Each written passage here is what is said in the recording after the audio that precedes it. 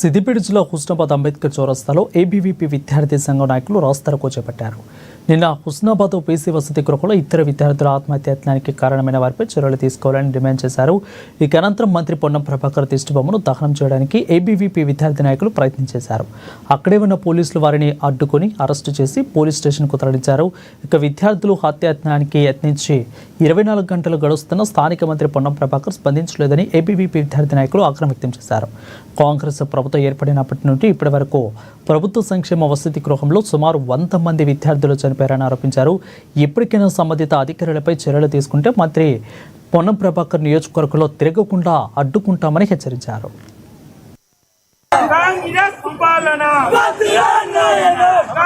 మరియు ఆనంద్ అనే ఇద్దరు విద్యార్థులు ఆత్మహత్యానికి పాల్పడ్డారు. పురుగుల మంది తాగి ఈ యొక్క ఘటన జరిగి 24 గంటలు గడుస్తున్నప్పటికీ కూడా ఈ యొక్క స్థానిక అధికారులు కావచ్చు, స్థానిక ఎమ్మెల్యే మంత్రి పొన్నం ప్రభాకర్ కావచ్చు ఇంతవరకు స్పందించకుండా ఈ యొక్క సంఘటనను కప్పిపుచ్చే ప్రయత్నం చేస్తూ ఉన్నారు.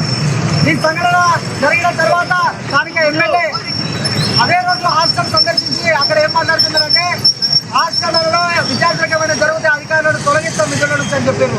మరి నీ నియోజకవర్గంలో నీ నియోజకవర్గ కేంద్రంలో జరిగితే ఇంతవరకు ఎందుకు స్పందించట్లేదు అని చెప్పేసి, ఎందుకు ఆ యొక్క తల్లిదండ్రులకు వారి యొక్క విద్యార్థులు ఆత్మహత్య పాల్పడ్డారని చెప్పేసి వాళ్ళకి తెలియజేయలేదు, కప్పిపుచ్చే ప్రయత్నం చేశారని చెప్పేసి ఏబీవీపీ అడుగుతా ఉన్నది.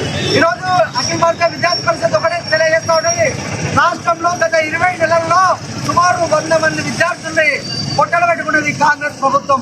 సంక్షేమ హాస్టళ్లలో కావచ్చు, గురుకులాలలో కావచ్చు, ఈ యొక్క ప్రభుత్వ హాస్టళ్లలో కావచ్చు 20 నెలల్లో 100 మంది విద్యార్థులు చనిపోయారు. నిన్నటికి నిన్న సూర్యాపేటలో కావచ్చు,